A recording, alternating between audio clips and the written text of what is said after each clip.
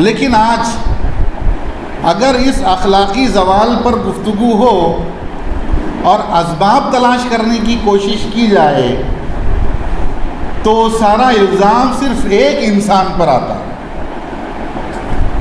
اور وہ انسان یہ ہے جو ہمیشہ میرے سامنے انہی کی زبان سے کئی مرتبہ سنا ہے کہ ہم نے ڈائبٹیز کے ساتھ میں زندگی گزارنا سیکھا ہے. We have learned to manage the diabetes. یہ ہماری زندگی کا ڈائبٹیز ہے، اس سے چھٹکارا نہیں ہے. اب ہمیں یہ دیکھنا ہے کہ یہ بیماری ہمارے بدن کو خراب نہ کرے اور اس کے ساتھ میں یعنی ہمارے دل کو خراب نہ کرے، اور ہم اس کے ساتھ میں کیسے زندگی گزار سکتے ہیں کامیابی تک پہنچنے.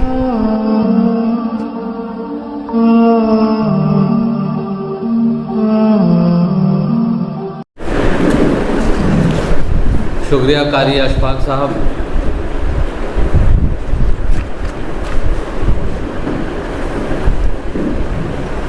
آج کی اس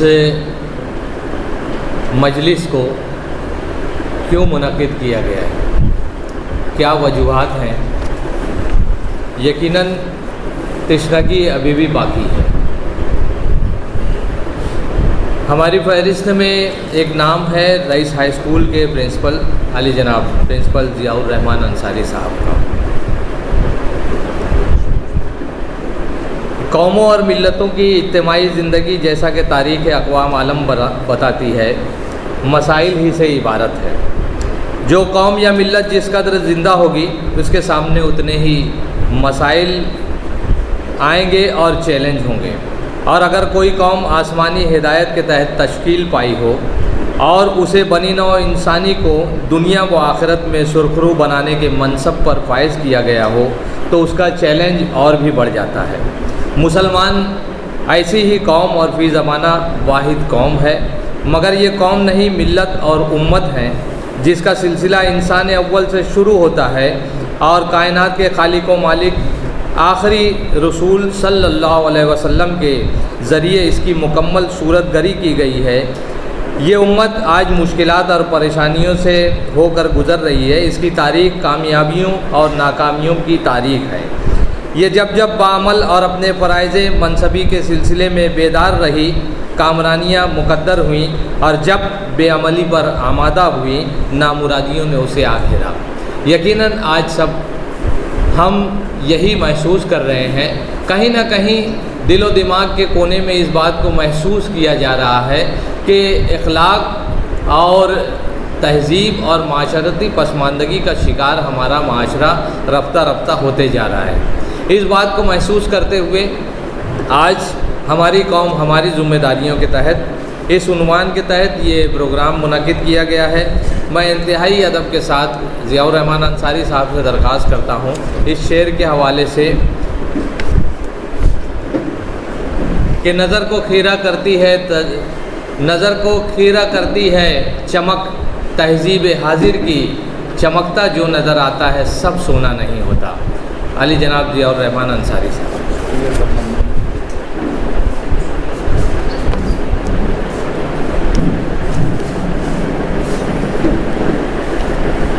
اعوذ باللہ من الشیطان الرجیم.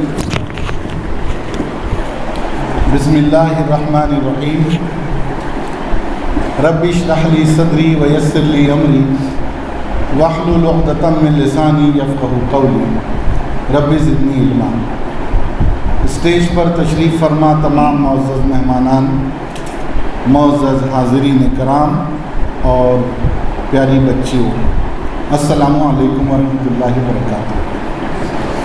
انسانیت کی فکر کے حوالے سے آج کی یہ محفل منعقد کی گئی ہے، اور آج کی اس محفل میں یقیناً بہت سے فکر انگیز مسائل زیر گفتگو آئیں گے، اور جہاں پر مسئلوں کا ذکر ہوگا وہیں پر ان کے حل تلاش کرنے کی بھی کوشش ہوگی.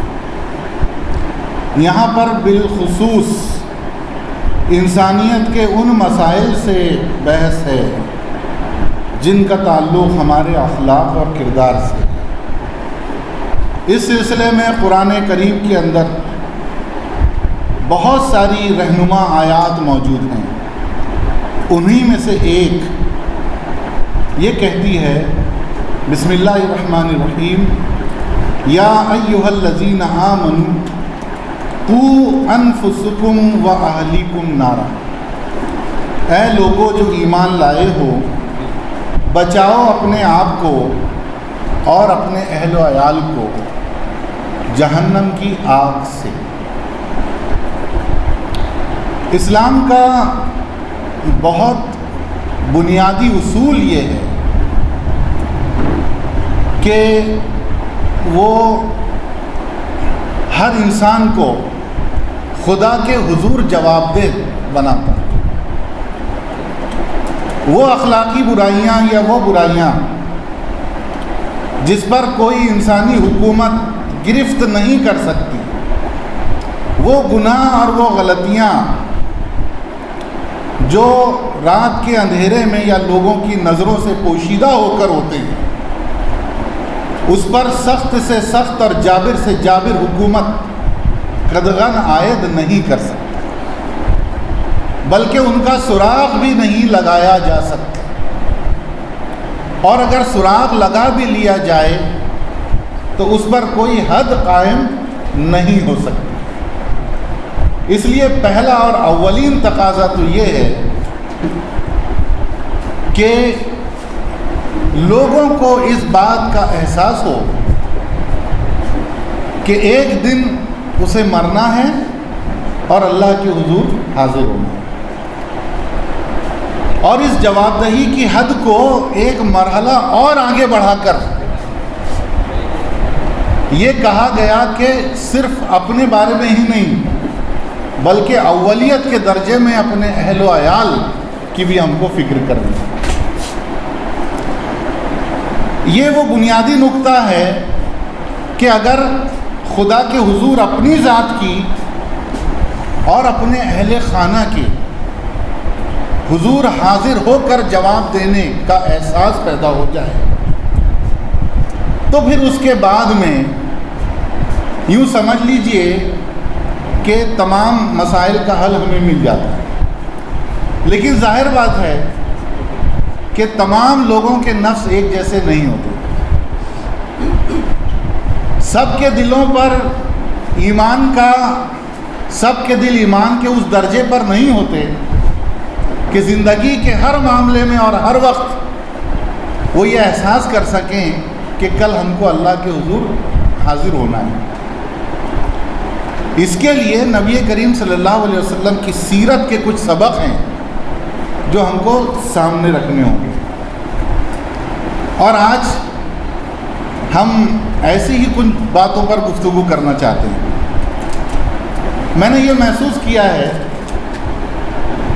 کہ آج سے 20 یا 25 سال پہلے اخلاقی برائیوں پر جب کوئی گفتگو ہوتی تھی تو اس کے اسباب تلاش کرنے کی کوشش کی جاتی تھی تو بہت سارے اسباب نکل کر سامنے آتے تھے. لیکن آج اگر اس اخلاقی زوال پر گفتگو ہو اور اسباب تلاش کرنے کی کوشش کی جائے تو سارا الزام صرف ایک انسان پر آتا ہے اور وہ انسان یہ ہے جو ہمیشہ میرے ساتھ میں ہوتا ہے. گویا آج کی کم از کم میری گفتگو کا موضوع یہ شخص ہے جو بہت ساری اگر سب نہیں تو بہت ساری برائیوں کا منبع ہے. لیکن اس کو ہم ذرا دوسرے نقطہ نگاہ سے دیکھیں گے، اس کا تجزیہ کرنے کی کوشش کریں گے. اگر آج 1000 نوجوانوں سے پوچھا جائے کہ کیا آپ اسمارٹ فون استعمال کرتے ہیں تو یہ اچھا چلتا ہے تو آپ کا کیا خیال ہے اس میں سے کتنے نوجوانوں کا جواب یہ ہوگا کہ استعمال نہیں کرتے؟ میں نے تو آج بہت عرصے کے بعد علماء کرام، حفاظ کرام کا مجمع دیکھا اور ماشاءاللہ ہر ایک کے پاس ایک موبائل فون دیکھا. اس کو عیب کے طور پہ بیان نہیں کر رہا ہوں. آپ کا کیا خیال ہے 1000 نوجوانوں سے اگر پوچھا جائے تو ان میں سے کتنے نوجوان یہ جواب دیں گے کہ ہم اسمارٹ فون استعمال نہیں کرتے؟ میں اس کو اپروکسیمیٹ کر رہا ہوں 1 پر. ایک ہوگا جو یہ کہے کہ میں استعمال نہیں کرتا. 100 ادھیڑ عمر لوگوں سے پوچھا جائے، ادھیڑ عمر جیسے ہم آدھے کہ کیا آپ اسمارٹ فون استعمال کرتے ہیں؟ ایک کا جواب ملے گا نہیں. 99 لوگ جواب دیں گے کہ استعمال کرتے ہیں. 80 برس کے جو دادا جان والی عمر کے لوگ ہیں، ایسے 10 لوگوں سے پوچھا جائے تو ان میں ایک بمشکل نکلیں گے جو اسمارٹ فون استعمال نہیں کرتے. 1110 میں سے 3 لوگ ہیں جو اسمارٹ فون استعمال نہیں کرتے. یہ میرا اپروکسیمیشن ہے. اب اس بلا سے چھٹکارے کے لیے اگر قاری اشفاق صاحب یہ مہم چلائیں اور آج کے اس جلسے کا مقصد یہ بتائیں کہ ہم کو ہر شخص کو اس بلا سے چھٹکارا دینا، تو یہ پریکٹیکلی کتنا پاسبل ہے؟ اگر سارے کام دھندے چھوڑ کر صرف اس بات کی تبلیغ کی جائے کہ ہم لوگ یہ موبائل فون استعمال کرنا بند کر دیں، یہ والا اور سادہ بٹن والا اسمارٹ فون استعمال کریں، تو کامیابی کی شرح کیا ہو سکتی ہے؟ میں سمجھتا ہوں تقریباً 0، یا شاید آپ ایک یعنی 3 اور لوگوں کو آپ کنونس کرنے میں کامیاب ہوں گے، اس سے زیادہ نہیں. تو اس کا حل یہ ہے، مثال سے سمجھانا چاہتا ہوں. ایک مرض ہے ڈائبٹیز، ذیابیطس، شکر کی بیماری. اس کے متعلق یہ کہا جاتا ہے کہ اس سے چھٹکارا نہیں ملتا، یہ موت یعنی یہ انسان کے ساتھ میں قبر تک پہنچتی ہے. اب جب ہم دنیا کے بہت سارے مشہور لوگوں کے، آپ مشہور ترین کرکٹرز میں سے کئی نام لے لیں گے، فلم ایکٹرز مشہور ترین ان میں سے کئی نام لے لیں گے، دنیا کے کامیاب ترین بزنس مین میں سے چند نام اگر آپ لے لیں، وہ سب انسولین پر زندگی گزار رہے ہیں اور وہ سخت ڈائبٹیز کا شکار ہیں. Then how are they successful in their life? وہ ذیابیطس جیسی انتہائی پریشان کرنے والی بیماری کا شکار ہیں، جس بیماری کو دوسری کئی بیماریوں کا گھر کہا جاتا ہے، اس کے باوجود وہ اپنے میدان میں نہایت کامیاب ہیں. اس کا سبب یہ ہے، میں نے انہی کی زبان سے کئی مرتبہ سنا ہے کہ ہم نے ڈائبٹیز کے ساتھ میں زندگی گزارنا سیکھا ہے. We have learned to manage the diabetes. یہ ہماری زندگی کا ڈائبٹیز ہے، اس سے چھٹکارا نہیں ہے.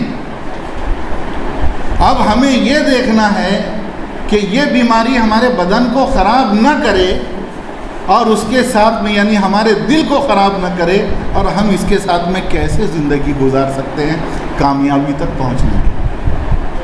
یہ پوائنٹ ہے. اس کے ساتھ میں رہنا سیکھنا ہے، how to manage this device.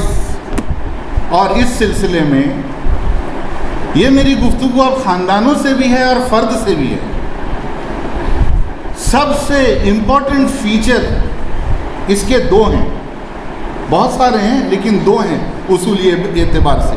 ایک ہے سیکیورٹی اور دوسرا ہے پریویسی. نوٹ کریں بچے یہ بات، ایک ہے سیکیورٹی اور دوسرا ہے پریویسی.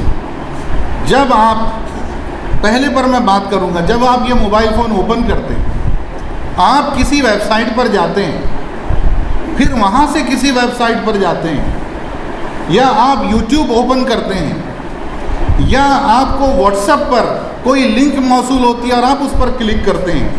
آپ جہاں موبائل کی اس ڈیوائس کے اندر اس طرف سے اس طرف، پھر وہاں سے وہاں، وہ آپ کو جہاں لے کر جاتا ہے. آپ کو جو کچھ دیکھتے ہیں، جہاں ٹچ کرتے ہیں، سب کا ٹریس، سب کا ایک ایک قدم کا نشان اس موبائل پر اور اس ویب سائٹ پر محفوظ ہو جاتا ہے. That is been recorded. اور وہاں پر کہیں پر بھی آپ کسی بھی مجرمانہ عمل کے اندر اگر آپ نے کلک کیا یا کہیں آپ پہنچے تو آپ یہ سمجھ لیجئے کہ آپ نے اپنا نشان وہاں پر ضرور چھوڑا. اس بات کا علم ہمیں ہونا چاہیے کہ یہ موبائل فون جس کو ہم نے ایک فنگر پرنٹ سیکیورٹی یا پاسورڈ کے ساتھ میں اپنا بنا کے رکھا ہے، وہ دراصل اپنا نہیں ہے، وہ پوری طور پر اپنا نہیں ہے. وہ ساری کمپنیاں جو یہ سب کچھ مینیج کرتی ہیں اس کا ایک حصہ ان سب کے پاس میں محفوظ ہے. تو آپ اسے یہ نہ سمجھیں کہ آپ یہاں پر 100% سیکیور ہیں.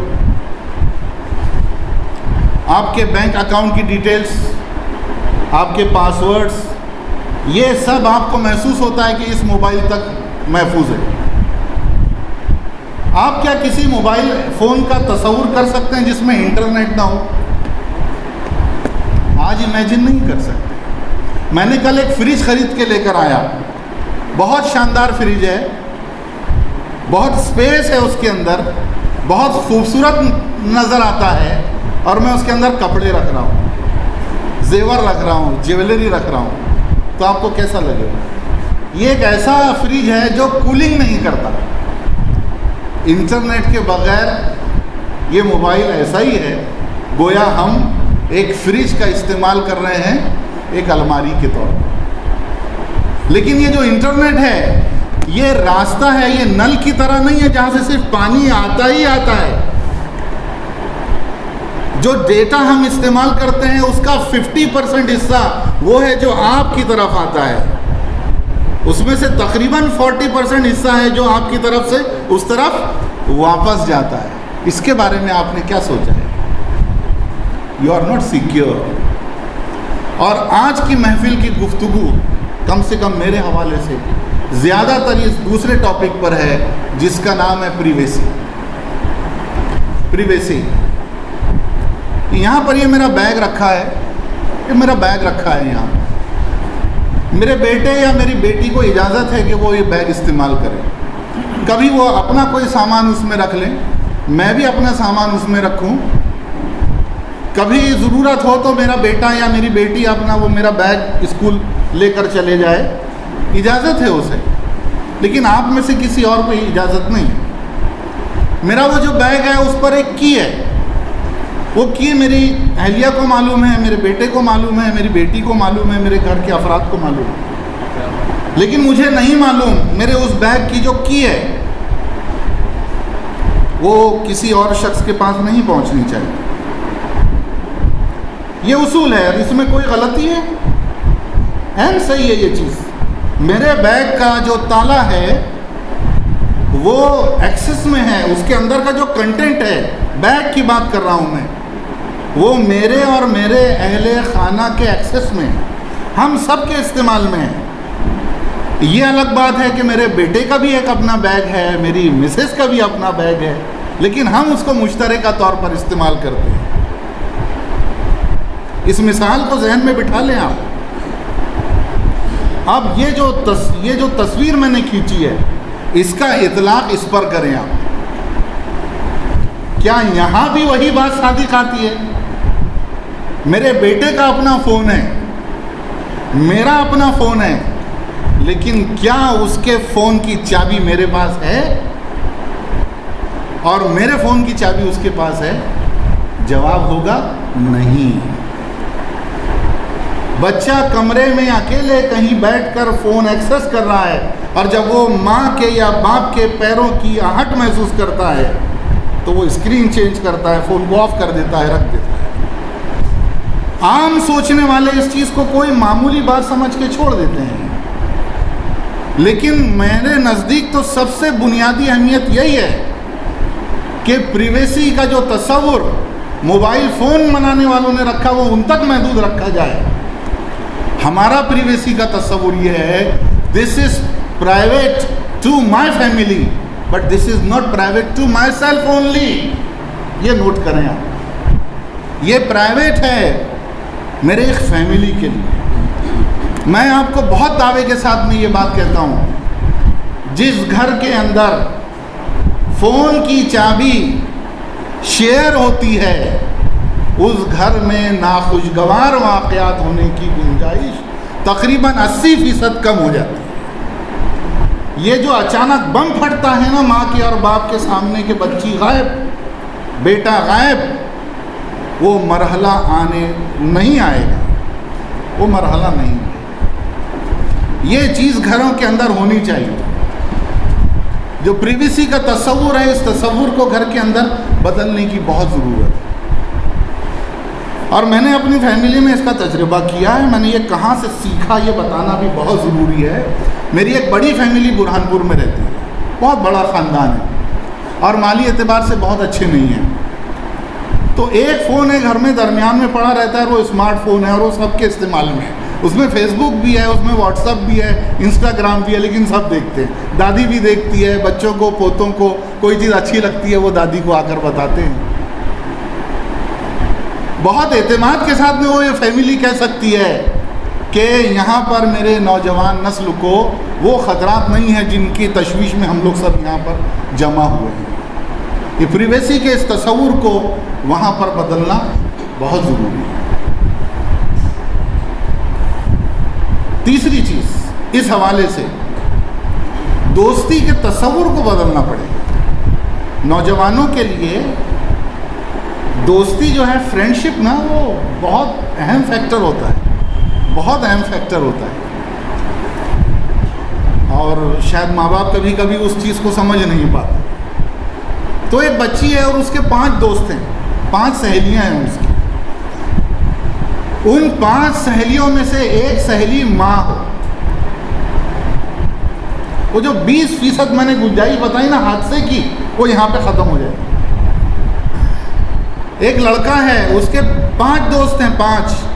ان 5 دوستوں میں سے ایک دوست والد ہو, ایک دوست. وہ جو خطرہ ہے ایک, وہ خطرہ ختم ہو جائے گا. یہ وہ چیزیں ہیں جو ہونے سے پہلے روک دیتی ہیں کسی حادثے کو. ہمارے یہاں پر ایک بہت بڑا مسئلہ ہے, کمیونیکیشن نہیں ہے بیٹی میں اور گھر کے لوگوں میں. تو اس نے پھر باہر تلاش کیا اس چیز کو. جہاں اس کو گھر میں دوست نہیں ملا تو اس نے باہر تلاش کیا. گھر میں بیٹے کا ایک دوست اور گھر میں بیٹی کی ایک سہیلی کا ہونا بہت ضروری ہے. جبکہ بیٹے سے باپ کی ملاقات کب ہوتی ہے؟ کب ہوتی ہے؟ ہوتی ہی نہیں.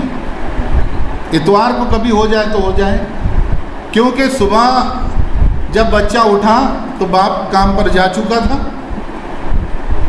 اور جب بچہ سویا تو اس کے بعد میں والد صاحب آئے ہیں. بلکہ آج کل میں دوسرا منظر دیکھ رہا ہوں. میں خود اپنے محلے میں بچوں کو رات میں نیند میں سے جاگ کر 1 بجے بھگاتا ہوں اوپر سے, سیکنڈ فلور سے, اے نکلو یہاں سے, چلو چلو ہٹو یہاں سے. رات میں 1 بجے, رات میں 1 بجے. اور رات میں 1 بجے کیا چلتا ہے؟ یہ نیا ٹرینڈ ہے. میں اپنی چوتھی گفتگو پر آ رہا ہوں. یہ دوستوں کے حوالے سے اسلام کا ایک بہت بنیادی اصول ہے اور اس کو سمجھنا بہت ضروری ہے کہ انفرادی طور پر گناہ اور اجتماعی طور پر گناہ اسلام دونوں کو ایک سطح پر نہیں دیکھتا. اسلام بہت سنجیدہ ہے, بہت سیریس ہے اور بہت سخت گیر ہے. جہاں پر لوگ مل کر گناہ کرتے ہیں, خدا کبھی معاف نہیں کرنے والا. اعلان کیا ہے اللہ نے کہ اللہ قیامت کے دن گناہوں کو معاف کر دے گا, سوائے ان لوگوں کے جنہوں نے اپنے گناہوں پر اصرار کیا اور انہوں نے اس کا اعلان کیا. جب 2 لوگ اور 3 لوگ اور 4 لوگ مل کے گناہ کرتے ہیں, خدا کا غضب ہے ایسے گناہ پر, وہ اعلان کے مترادف ہے. تو یہ 5 لوگ اور 7 لوگ مل کر آٹو رکشہ کے اندر رات میں جو کھڑے ہیں محلوں کے اندر, کیا دیکھ رہے ہیں؟ وہی چیز جو ایک شخص اکیلے اپنے گھر میں دیکھ رہا ہے, اور یہی چیز جو 3 4 5 دوست مل کر دیکھ رہے ہیں. اسلام اس کو ایک نگاہ سے نہیں دیکھتا. یہ جو دوسری سچویشن ہے یہ نہایت خطرناک ہے جو ہمارے معاشرے میں پنپ رہی ہے۔ یہ فون جب گھر کے والدین کے ایکسس میں جائے گا، اس چیز پر قدغن آئے گا۔ یہ چیز ہے جس کو یہاں پر ایڈریس کرنا ضروری ہے۔ پانچویں چیز پر میں آ رہا ہوں، جو بتدریج ہمارے معاشرے میں بتدریج داخل ہو رہی ہے، یعنی چونٹی کی چال سے، احساس نہیں ہو رہا ہے لیکن داخل ہو رہی ہے۔ وہ کیسے؟ وہ چیز جس کو ہم ناپسندیدہ کرتے تھے، پھر دھیرے دھیرے یہ ہوا کہ ہم نے اس کو ناپسند کرنا چھوڑ دیا۔ پسند تو نہیں کیا لیکن ناپسند کرنا چھوڑ دیا، اور پھر دھیرے دھیرے وہ چیز ہمارے سامنے گلیمر بن کے آئی ہے۔ گلیمر، ترقی یافتہ نسل کے سر چٹھی دے رہے ہیں کیا؟ بس 2 منٹ۔ تو میں جو آگے والی بات کہہ رہا ہوں اس سے پہلے میں کچھ وضاحت کرنا چاہتا ہوں، وگرنہ آپ کہیں گے کہ ضیاء سر کے پاس فلمی دنیا کے لوگوں کی اتنی معلومات کہاں سے ہے؟ یہ ایک ایپ ہے، اس کا نام ہے ان شارٹس۔ اس ایپ میں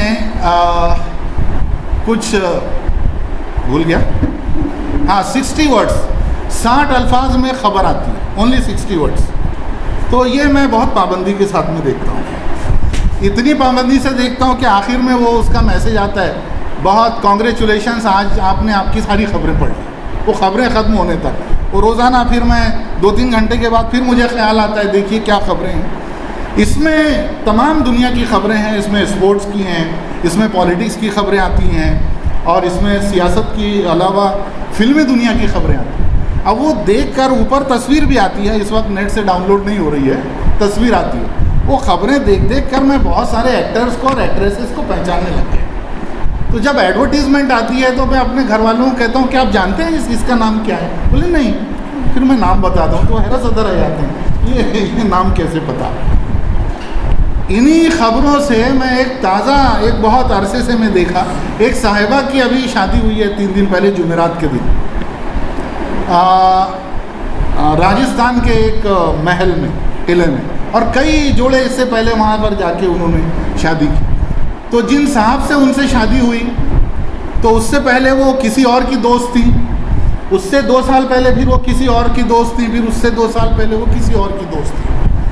تو وہ خبریں بھی میں دیکھتا رہتا تھا کہ ابھی یہ مالدیوز پر ہیں، پھر یہ ابھی فلاں جگہ ہیں، پھر ابھی یہ فلاں جگہ ہیں، پھر ابھی راجستھان میں جا کر انہوں نے، اور وہ جتنے لوگوں کے نام پڑھے ہیں کہ یہ ان کی دوست ہیں، ان کے بھی پہلے کئی دوست رہ چکے ہیں، ان کے بھی ہر ایک کے 2 دوست ہیں۔ انہوں نے اس کو چھوڑا، انہوں نے اس کو چھوڑا، پھر وہ اس کے دوست بنے، پھر وہ اس کے دوست بنے۔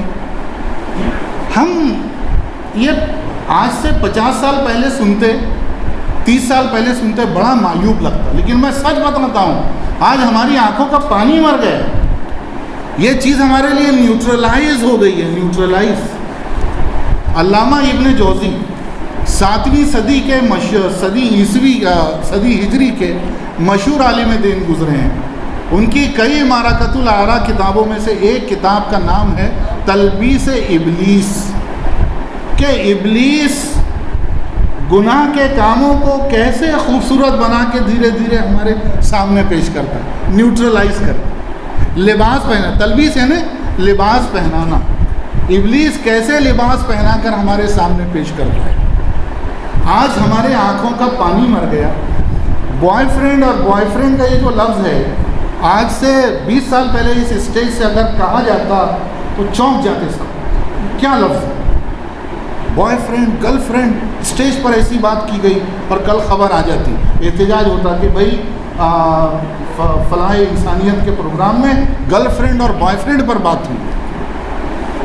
لیکن آج بڑے بہت اعتماد کے ساتھ میں اس پر بات کر رہا ہوں۔ محلے میں ایک واقعہ ہوا، ایک لڑکے نے ایک لڑکے کو مارا، اور میں وہاں پر بیٹھا ہوا تھا، اس کے والد کے سامنے وہ قصہ ہے۔ تو بیٹا، ابھی تازہ واقعہ ہے، بیٹے نے بڑی اس سے کہا، ابا اس نے میری گرل فرینڈ کو چھیڑا۔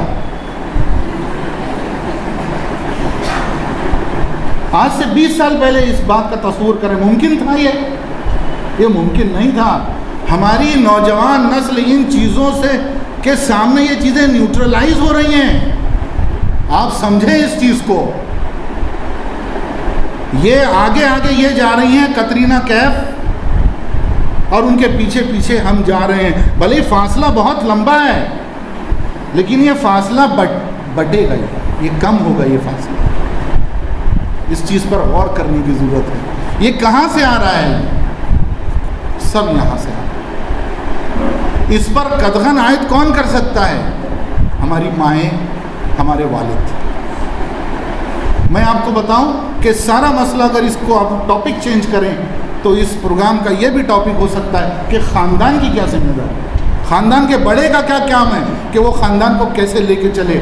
آج خاندان کو لے کر چلنا، آج خاندان کو لے کر چلنا ایسا ہے جیسے آپ شہر کو لے کر چلتے ہیں، جیسے آپ ایک ادارے کو لے کے چلتے ہیں. اس سے بھی زیادہ مشکل ہے. جس گھر میں ایک بیٹی ہو اور نوجوان بیٹا ہو تو اس خاندان کو لے کے چلنا ایسا ہے کہ اس خاندان کا جو سربراہ ہے وہ اس کے اوپر یہ بہت بڑی ذمہ داری آ گئی ہے. جبکہ معاملہ یہ ہے، میں اب اس کو کنکلوڈ کر رہا ہوں کہ نہ باپ کی ملاقات بیٹے سے ہے اور نہ ماں کی ملاقات بیٹی سے. میرے آفس میں اگر یہ واقعہ خود میرے ساتھ پیش نہ آیا ہوتا تو آپ شاید یقین بھی نہ کریں.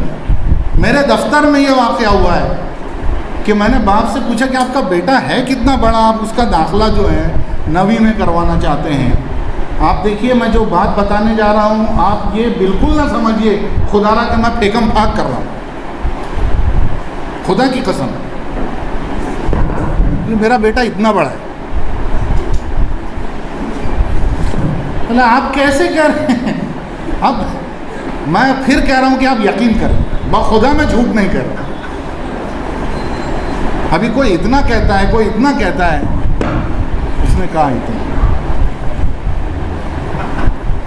اس باپ نے اپنے بیٹے کو جاگا ہوا نہیں دیکھا تھا، جاگا ہوا نہیں دیکھا. اب وہ اگر کسی دن 18 سال کا ہونے کے بعد اپنی کسی گرل فرینڈ کو لے کر بھاگ جائے تو کیا یہ اپنے بیٹے کو پہچان پائے گا؟ یہ والد. بیٹے کی اور باپ کی ملاقات بہت ضروری ہے. ناشتہ ساتھ میں ضروری ہے، رات کا کھانا ساتھ میں ضروری ہے، بہت ضروری ہے. اسکولوں کو، جمعہ کے خطبے کو اپنے بچے کو ہم کانٹریکٹ پر نہیں دے سکتے. اسکولوں نے تعلیم کی ذمہ داری لی ہوگی، تربیت کی بنیادی ذمہ داری ہمارے گھروں کی. بچاؤ اپنے آپ کو اور اپنے گھر والوں کو اس بلا سے، اور اس ڈائبٹیز کے ساتھ میں رہ کر ترقی کرنے کی کوشش کریں. وہ چیز ہم کو سیکھنی ہے. میں قاری اشفاق صاحب اور تمام لوگوں کا بہت ممنون ہوں، بہت صبر کے ساتھ آپ لوگوں نے سنا. پروگرام دیر سے جب شروع کیا جاتا ہے تو پھر آپ کی ہمارے اوپر کوئی پابندی نہیں. آپ نے پروگرام دیر سے شروع کیا، اب بھی ہم خوب بولیں گے، آپ ہم کو کیسے روک سکتے ہیں. بہت بہت شکریہ. اللہ حافظ. السلام علیکم.